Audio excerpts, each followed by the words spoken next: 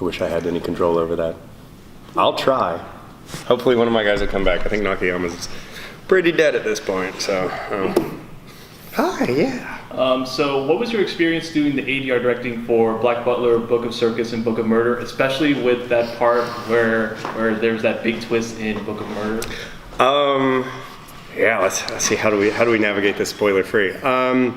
Book of Circus and Book of Murder was fantastic. I don't direct really anymore because I've worked for 12 years to be an actor, and there's a piece of me that's like, I should focus on that, because when I direct, that's what I do. Like day and night, I'm psychotically passionate about directing Black Butler, so it is my life. So I don't direct too many things unless it's something I really love. And they contacted me and asked me, will you do this? I lost my mind. I called up Chris Abbott. I said, can I do it at your studio?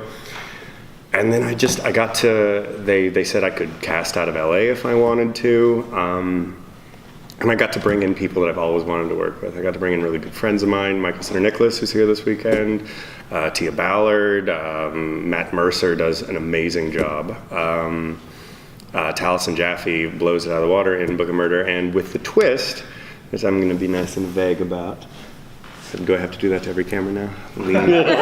Okay. With the twist, basically we didn't want the audience to know who voice acted a certain character.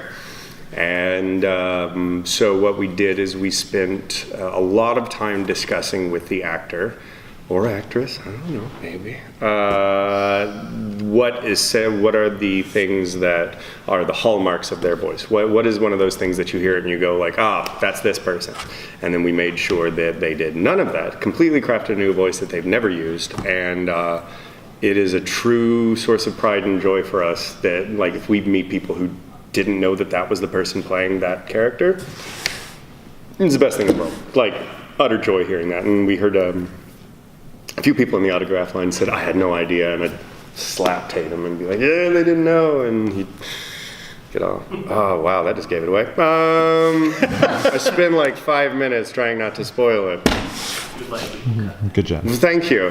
Just beep it, just be like, and I talk to Beep, and they'll be like, he mouthed Beep. Anyway, next question. Thank you. I heard, I was talking to Chris Rager earlier. Mr. Rager, yeah. And he was like saying that there's something going on with an old show he used to be on called Dragon. Dragon. Sound familiar? Something like Dragon that. Stick. Yeah, Stickball. Oh, Stickball. Something about that. Yeah. Stickball. We got something. Super Stickball. Super Stickball. Yeah. No. Yeah. Any word on that? I am so excited. We get to announce today that we are doing Dragon Ball Super, and I am. Is the show that is the first anime I watched. Huge fan. Bonding thing that, you know, with your little brother, and it's always been a dream, and it was one of those things where since it was over, I got, you know, there's always that piece of you that's like, well, I'm never gonna be in Dragon Ball. It's okay. I mean, I always wanted to, you know, fight Goku, but it's cool. And they put me in a couple movies, and I was like, oh, okay, well, I was in a movie, but I don't get to fight Goku. And then the second one, I get to fight Goku, and I'm like, it's okay, it's just the movies. They're never gonna see Whis again. There's gonna be a lot of Whis in Dragon Ball Super. That's me, and I can't tell you how happy I am. It's one of those weird things that I feel like since we made the announcement today, my life changes today, and so it's a really special day for me. I'm very happy, and the fact I got to be the first Dragon Ball person at opening, and so I got to announce it here, and then everybody backstage is like, you jerk, and I'm like, yay, and I've been holding it in. Yes, dude, I get to be it. And I told Rager and Monica, Rager's like, yeah, man, it was really cool. And I said, you've been in this? This is a life dream for me? And he's like, oh, I get it.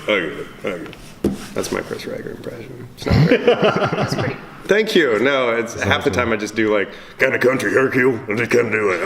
I'm the champ. Hi, Chris. Anyway, next question. Yeah, Dragon Ball Super. It's going to be amazing. It's Dragon Ball Super. Go watch it. I mean, who isn't going to watch it? It's going to be amazing. And Whis is the best ever because I love Whis. And I'm one of like 2 people. They used to call them Chuck Huber sessions. It's a person who can go and do Dragon Ball Z and not blow out their voice because we don't yell. everybody else, they're like, okay, you're doing a Dragon Ball session. We're going to limit it to only a couple hours, and then we're not going to book you for 2 days. And I'm like, book me for an hour afterwards. I'm fine. This is as loud as I get. So I'm very happy. I heard that Trunks passed out in the movie. Oh, dude, yeah. No, like actual Dragon Ball screaming. And the closest I've done to that was all the Toriko stuff, and then like the Dragon Ball games that I've done. It's painful. It's just about, because it's screaming, and Sabat, who's directing most of them, is really nice because he's been through it as Vegeta, so he is being super nice and super careful, but as a guy who grew up watching Dragon Ball Z, you kind of feel like you gotta man up if Vegeta's telling you to scream, so you're like, I can do it, you can do it, I can do it, and then you blow out your voice and you're like, yeah, that was great, Dragon Ball. Blood. Next question. So I just got done with the Joel McDonald panel. Yeah, I love him. He was giving us do's and don'ts to voice acting. He's very good at that. From your own personal experience, what is a mistake that you see a lot of people making, or one that you might have done yourself? Oh, I've made all of them. Like really, I've done this for so long, and I didn't get really roles until like 5-6 years in because I was doing everything wrong. Really something that I pass on is just so much of being in this industry and getting to work again. Being an actor is getting the next job. It's great that you get whatever thing and go and be very good at it, but all of it is towards you need to get your next job because it's very fleeting and the money isn't huge. So and I know how like just basic this sounds, but being a decent human being and just not being a competitive jerk. So many people get into the industry because they want to be the biggest and the best, and they want to go to cons and be the big man, big star. And we're making cartoons. It's a lot of fun, and technically we're the secondary audio option on somebody else's product. So don't get a little out of it. That is the best advice. Make friends. Be a genuine human. Don't try to game the system or like try to beat out somebody or stuff like that. I have seen people with nowhere near the talent of other people go way farther because they were just decent human beings. And I know that sounds so like whatever, but you hear that sentence like, I'm not here to make friends. Well, then you're not gonna make any, and it's not gonna go all that well. So just being a pleasant person to work with is a big part of that. And then as a director, I learned as an actor, it's not about you. As much as people are like, no, you make people know that is your part and this is your show. It's not about you. You are one stitch in a tapestry, and so when you know that, you can attack it as not like, what does this mean for me and how do I look in this scene? It's more about what do I contribute to this moment? How am I supposed to make the audience feel? And when you're able to take yourself back out of that, you're able to emotionally invest yourself differently and not be egotistical. And that doesn't work out in the end. And really, and I say some of this because there are people coming up that really are in it for the cons and enjoy doing the work. It's a great job. And if you ever get the opportunity to direct, you take it. It's beautiful. Negative, but that and steal from everybody, like rip them off just horribly. I have no original bone in my body, just like made that a very good point. Dude, like so much of what I've done is, I mean, yeah, and you have your own tricks, but like everything in this world by this point is derivative. Be okay with that. Be inspired by as many people as you can. Watch the medium that you're doing. I have directed people who have won like Best Actress in Dallas and spent 30 minutes trying to get a because they don't watch anime and have no idea how open mouth reacts work, because only in anime do you ever see that's an anime thing. It's not in American cartoons. So unless you watch anime, you're gonna go, do what? I had another actor who is now leads in a bunch of stuff. The first time I had him in, go, you mean do like, ooh? I'm like, yeah, bro, do that. That's what it is. Know the medium that you're doing. You can't be great at something if you don't love it and know it. It'd be like somebody who's never read a comic book for the first time going, I can write one of those. How do these squares work? Like, That's a positive one. Speaking on the level of inspiration and stealing, if you will, who have you stolen from, Oh, or everybody. who has inspired you? Everybody here. If the Michael Tatum, I rip off constantly. Jason Douglas, I rip off constantly. Patrick Warburton, I rip off all the time. I take little things here and there from people. Monica, for instance, Monica Rial. When we were doing Black Butler 1, there was a moment where she's just running across the field, like she's like, almost done. And in the Japanese, they're just like, and just running. But in the dub, she's and just added little things like that. And I go, oh, you can do that. Oh, and then from then on, I add those kind of things, and so I stole that from her. Sonny Strait, his Usopp blows my mind all the time, and so I took from him the but then say I'm doing that as Brook, it's I'm doing exactly what Sonny did in my voice, and you can't really tell, and I've told him, and he's like, good, do it, I'm gonna steal from you, and I'm like, good, I'm honored. If I like anything, I rip it off. The more I've gone back and started rewatching a bunch of Simpsons, because I'm re-binging Simpsons for whatever reason, there's so much of what I do that is ripped off of Simpsons and South Park, it's not even funny. My reacts, I've figured out, are very based on South Park. Like if Cartman falls on his face, he'll go, "Rabbit!" So I add bees, because that's funny. You laughed, bees are funny. I learned that because South Park. Stuff like that. You can go to this area called Simpsons World and just play random episode, and it's one from their entire catalog. They have the entire catalog. So it's one of those, like, I get home from like a really long day of work, take my food, put it on the tray, crack a beer, random episode of Simpsons, play with my dog, and just like, and I realize like how many, I'm like, that's why every time I whisper, I do this. It's because Homer does the, hey, he's talking to you.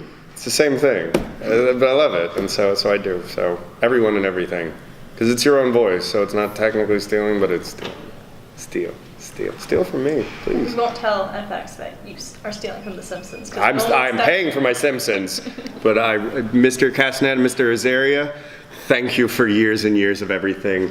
I steal from you all the time. Thank you, Hank Azaria. You are a god. Next question. No? What are you tired of people asking you? What do I get tired of people asking me? I don't know. I don't really have anything that I get tired of being asked. Weird. I can't know. And like honestly, I can't think of anything that's. Okay. I'll say this because nobody's done this in this interview. Do you remember the old Chris Farley interviewing sketch back in the day where he was like interviewing Paul McCartney? He was like, "Okay, what's it like being in the Beatles?" That's awesome. What was it like being in Wings? That's awesome. Sometimes you have interviews that are like that. What's it like being in Dragon Ball? Oh, cool. What's it like being in this? Cool. And you're like, am I doing okay? Yeah. You're doing fine. You're doing good. That is the closest thing. Because my answer is it was all fun. I've had maybe one or two roles that I was like, I hate this guy. Do I have to? Oh, I hate him. But that's because they were bad people. That's a good question. I'm going to think about that. So don't be an annoying interviewer. Of course. Who's it like being a Dragon Ball Super? A joy. That one I'll answer all day long. Ask me that Space Dandy all day long. I'll be like, it's the greatest thing ever. What's your favorite something? What's your favorites? It depends on what it is. What's your favorite episode kind of thing? If you're in a long-running thing, it's kind of hard to do. But like, if somebody was like, what's your favorite cheese? In an interview, I'd be like, I love you. I don't know. Give me a good still. I was about to ask what your favorite pizza toppings were. Okay, great. This last year, I had this like, it was like an Alfredo style pizza with provolone and Philly meat on top of it. It's like this cheesy meaty pizza. Past that, growing up, it was sausage and green olives. With that banner, the more you know. Yeah. What's your favorite Simpsons character? Homer. It's got to be. Growing up, of course, you identify with Bart. But then I did have that weird moment like a year or two ago watching The Simpsons going, I only identify with Homer at this point because I'm closer to him in age. Oh, God.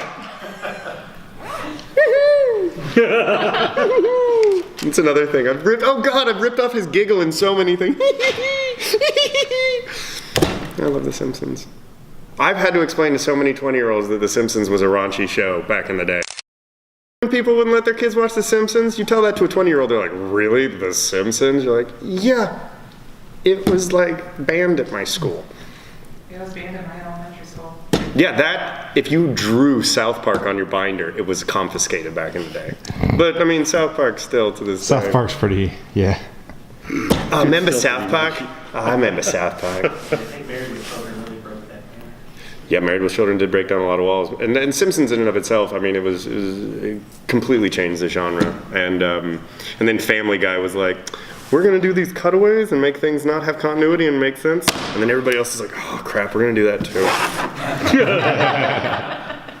So even The Simpsons changed at that point. There was a season. What's up? Have you had, as fans have come to you at cons and stuff like that, they've had like fanboy moments where you geek out and see you. Have you had a fanboy moment at a con? No, tons. Oh, dude, there's a video out there of me meeting Matt Mercer for the first time, and like, I love that dude. He's one of my best friends, and like, in the video I found out, I was like, you were Iron Man? No way. And there's video out there of me doing this for a lot of people. When I met Stan Lee, I shook like a 10-year-old, just like, ah! And there's a picture of me on my Twitter, just the dorkiest smile. Like, you want to see what an actual joyful smile for me is?